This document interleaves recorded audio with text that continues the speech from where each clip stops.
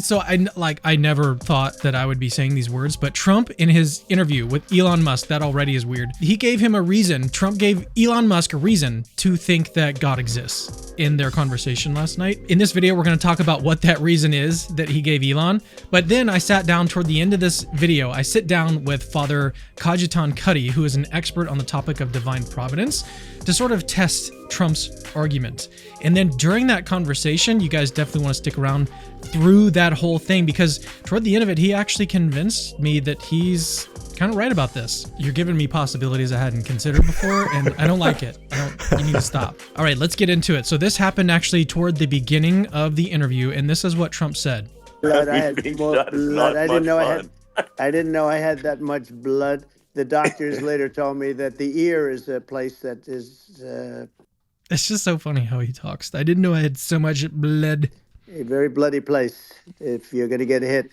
But in this case, it was probably the best alternative you could even think about, because it went at the right angle. And, it was a hard hit. It was very, I guess you would say surreal, but it wasn't surreal. You know, I was telling somebody, you have instances like this, or like a lot less than this, where you feel it's a surreal situation. So when I started to hear him talk about surreal, I had a feeling like I kind of knew what was coming next, and I think you might have the same feeling. And I never felt that way. I knew immediately that it was a bullet. I knew immediately that it was at the ear. Yeah. And because it hit very hard, but hit the ear. And I also heard people shout, bullets, bullets, get down, because I moved down pretty nicely, pretty quickly, and we had bullets flying right over my head after I went down, so I'm glad I went down. The bigger miracle was that I was looking in the exact direction of the shooter, and so it hit me at an angle that was far less destructive than any other angle, so that was the miracle. That was, for those people that don't believe in God, I think we got to all start thinking about that. You have to... Okay, so he's talking obviously about the whole failed assassination attempt, how that, in his words, he thinks we got to start thinking about whether or not God exists given what happened here. So, well, let me continue this clip. There's only a little bit more, and then we'll talk about it. You know, I'm a believer. Now I'm more of a believer, I think, and a lot of people have said that to me. A lot of great people have said that to me, actually. But it was amazing that I happened to be turned just at that perfect angle. And all because I put down a chart on immigration that shows. Okay, so yeah, he was going to start talking about the chart that he put up and everything. But the point, though, is that he's giving some sort of argument for the existence of God, or at least he mentions that this is a reason, like what happened to him is a reason to think that God exists. And he was giving this to Elon, and then to, I think Elon said that there's like 1 billion people that have listened to this so far, not just including the people that have listened directly on Twitter, but all the people that have been commentating on it, sort of like what we're doing here. But he says that it was miraculous. Okay, that's what Trump says. But later on in the interview, he gets a lot more clear that he actually does think that this was literally a miracle. And so if you, again, if you think that this was a miracle, then I think Trump would be right. Like, this would be a reason to think that God exists. This is just wild stuff. So let's play this second clip. You know, the incredible thing, though, when you talk about the odds, you had to be exactly at that angle. But the incredible thing is that the chart, I used it less than 20% of the time. Okay, this part is interesting because he's talking about the likelihood of him actually doing what he did and the bullet missing him. And I think that's really important. We even talk about this in my conversation with Father Cuddy. The improbability of the event itself, I think, is one of the indications why a lot of people are saying that this was miraculous. So let's continue here, though. It was just a moment. Yeah. It's always on my left, never my right, and it's always at the end of the speech. Again, this is all sort of information that's interesting to hear, because he says that it was on the left. Usually it's on the left. This time it was on the right, so that's why kind of like he was turning his head, kind of looking at it, and it was awkward because he just wasn't used to that. I think that's all very important information to know about this case. So here we have it. It's on the right, not the left. It's at the beginning, not the end. And even the people that put it up, they were unprepared, and they did a great job. They got it up immediately, fortunately. So there's a lot of ways that this could have actually failed. Like if they wouldn't have got the chart up on the screen fast enough, maybe he still would have turned his head correctly at the right time. But a lot of things had to fall into place to make sure that he wasn't killed this day. To the right, and the bullet came whizzing by, hitting my ear.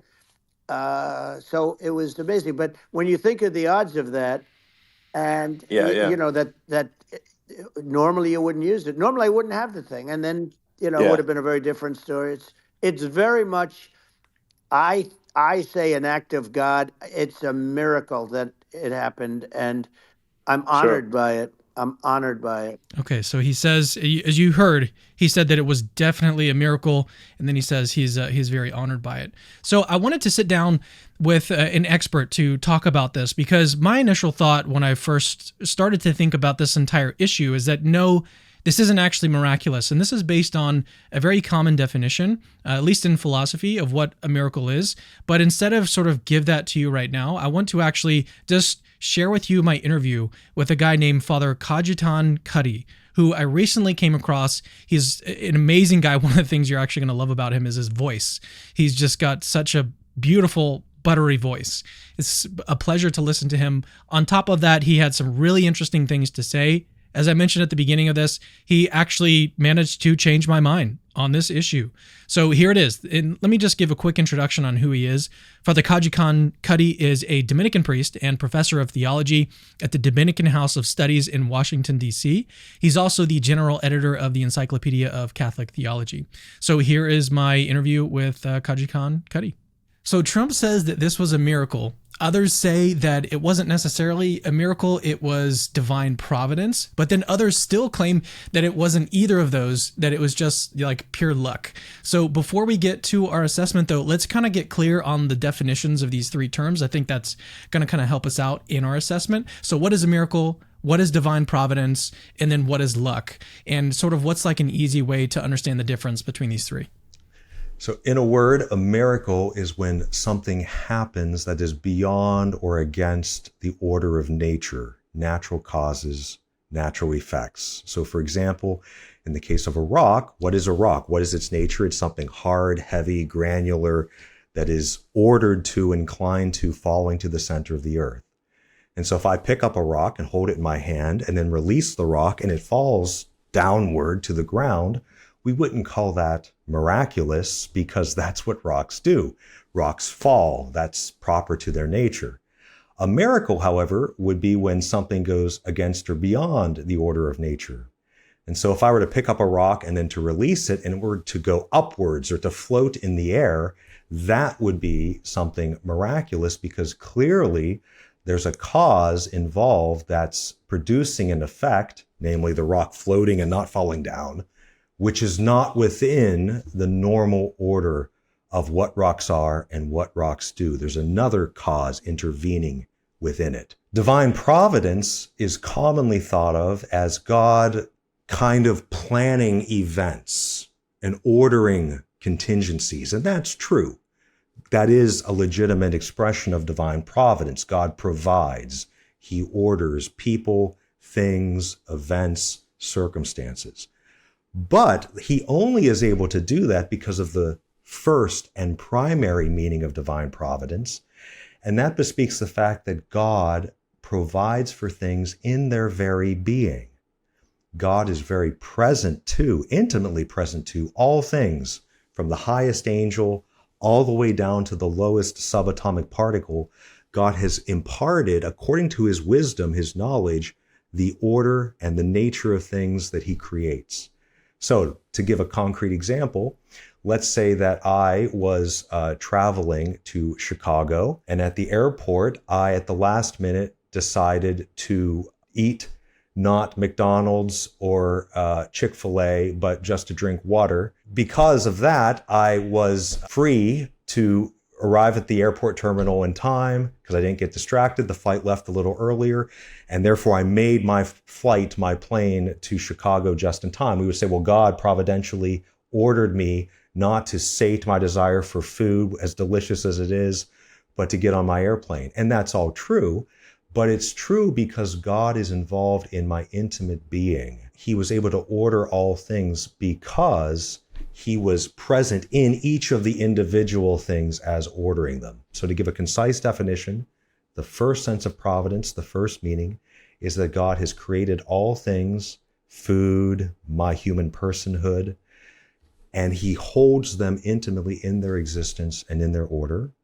And the macro sense, the big picture sense of divine providence, is that because God individually holds and orders all things in their being, so God can coordinate those things in how they interact. And then we come to luck. Luck is something that is purely human. Namely, luck is what humans perceive when they did not foresee the confluence, the coming together of two separate causes and their effects. So let's say that you and I individually, separately, made a plan to go to a conference of Catholic theology or Catholic evangelization. I didn't know you were going to be there. You didn't know I was going to be there. But you made your plans, I made my plans, and when we arrive, we say, hey, I didn't know you were going to be here. Yeah, I did. That's great. What kind of luck? This is happy luck. We're able to talk. What that bespeaks is that our limited knowledge didn't foresee that we would have this encounter. So that's what luck is. Luck is a proportion to the limitations of our knowledge of causes and effects. But of course, with God, he knows everything. That didn't surprise God. Luck bespeaks secondary causes, created contingent causes, interacting in ways that the human persons and natural causes themselves could not have foreseen. To maybe complicate things a little bit, unfortunately, I think these definitions that you've provided don't necessarily conflict with each other. So we might even say that is something that was miraculous also falls under divine providence. So that might actually kind of complicate my next question, which is, so which of these do you believe the failed assassination attempt actually falls under? It's a good question. And I smile because I knew that you were going to say that, and you're very insightful. And the answer is, you're right. It could be all three. So because divine providence, all things, whether it be the bullet, the president, the shooter, the crowd, Butler, Pennsylvania, all the blades of grass, the wind, all of those things fall under divine providence because they exist and they're created, and therefore they're maintained in existence according to their nature by God, divine providence. And so it could be miraculous. So providence is definitely on the table. This was definitely an event, an instance of divine providence, because everything is an instance of divine providence. Secondly, it could be a miracle in the sense that if the bullet was moving in this direction and then, which we don't know, we weren't able to track it, and all of a sudden it diverted from its natural course of motion, it could be miraculous. Namely, God could have intervened and diverted the bullet. And then finally, from our human vantage point of limitation, we could say that it was lucky that the president turned his head at the right moment, because he might have, because of his own desire to, move his head this way and look at something over here, or maybe he had an itch and that caused him to twitch and move at the last minute. He didn't foresee that the bullet was coming, but he did foresee that he wanted to move in a specific direction. And therefore, we could say that the confluence, or in this case, the lack of confluence between the bullet's movement and the movement of his head is lucky, because luck, again, bespeaks what we know and how we understand the confluence of secondary causes. So yes, it could be all three. But one thing we do know, it's definitely divine providence, because God was present to all things everywhere, and certainly in Butler, Pennsylvania on that day. So I'd like to maybe dig into this question of whether or not it was a miracle a little bit further, because as we heard, Trump says that this was a miracle. That's what he's convinced of at this point. So, and I think one reason why people think that it actually was a miracle is because the whole thing just seems super unlikely. Like, what is the likelihood that Trump would have turned his head right at that exact moment? He even mentioned in the clip, the screen that normally plays is on his left, and this time it happened to be on his right. And this was like the only time that it was actually on his right. And so it seems like a lot of unlikely things sort of came together at the right moment. And that just seems, you've got to invoke a miracle at this point. Do you think that provides some reason to think that it was miraculous? Certainly, it's a possibility. But as we recall, that the nature of miracle is an effect coming from something beyond its natural capacity. And so the fact that Trump moved his head, that's not miraculous, because human persons naturally are able to move their head all the time. Bullets or any object flying through the air, that's not miraculous. Many things fly through the air. So on that level, it isn't miraculous. If Trump, for example, started levitating, that would be miraculous because human persons don't usually levitate, but they do turn their head. So that's natural. Okay. If Trump on knowledge level, all of a sudden as he's talking, he had a vision and saw in his mind by an infused idea from God that a bullet was coming, that would be miraculous because human persons are not able usually to see the future or to see something traveling at that fast speed like a bullet. But in the absence of those two things, the mechanics of what happened in Butler, Pennsylvania would not demand miraculousness. However, we can't discount the fact that it might have been miraculous because we don't know enough.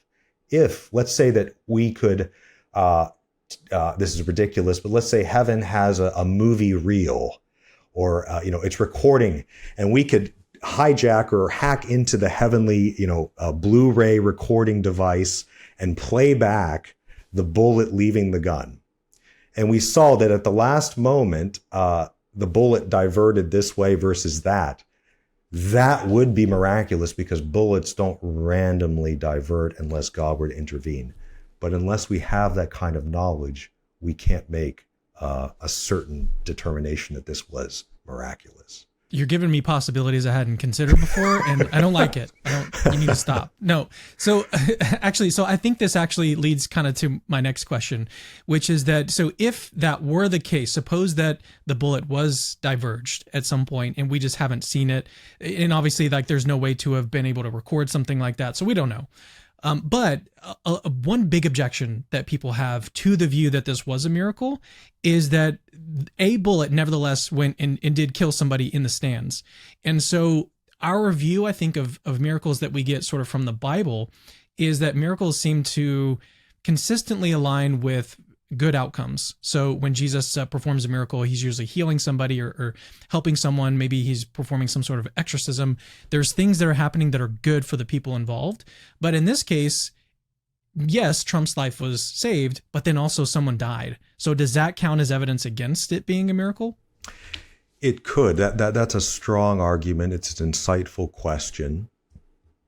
And the fact that someone died and others were injured is extremely regrettable and very sad. But comes to the limits of our knowledge. We couldn't say with absolute certitude that God didn't divert the bullet because even though, as you say rightly, often miracles redound to the good of many, sometimes miracles can redound to the good of only a few. So for example, in the case of one of the people possessed by a demon that Jesus encounters, and as we recall, the demons beg our Lord to send them into the swine, the pigs, and then the pigs, now possessed by the demons, run down and drowned in the water. So that's good. This man is liberated from demonic possession. It's certainly miraculous in the sense that no human person by human powers can fight spiritual forces, demons are beyond our natural human capacity to control. But we would say in that case, something bad did happen for the owner of the pigs because back then livestock is a lot of money. And so if I were the owner of the pigs and I see, Jesus, that's very impressive and miraculous, even what you did for the pigs, but you just cost me, $10,000 because all my pigs are dead now. So there are instances in which even miracles can have, within God's providence, unfortunate secondary effects. But as a whole, I would say that I would be hesitant to say this was strictly speaking a miracle in the sense, because of, if I had to make a determination, we don't know enough. But you're right, it is most unfortunate that an innocent person died, a bystander, and it would be hard to see that God, if he did diverted the bullet into an innocent person. But again, we don't know enough. I have a little bit of pushback on that just because as I've thought about miracles, there are many cases where someone, suppose that two people go to like some sort of prayer service or they go and try to get healed of something. They both got cancer. Okay. And then one of them gets healed and then the other doesn't. And then the other one gets really, they get really jealous of the fact that the other person got healed and they didn't. does that mean that the first person wasn't miraculously healed? I don't know that that's the case. Oh, no. Just no. because, Yeah. so it could be in this instance, this is again just a possibility. It could be that one bullet was diverted from Trump and it didn't hit anyone, but then a separate bullet that was headed toward the guy that died, like it just struck him, and God did not intervene in that case, but he intervened here, which I think would be analogous to the case of someone being healed from cancer and then he didn't intervene in someone else. And that's something that a lot of people have questions about miracles in general, is just, why do some people get healed, some people don't? So yes, so in that case, so that's helpful, and you know much more about what happened in Butler, Pennsylvania than I do. So yes, obviously, evidently, in light of what you've said, there were more than one bullets.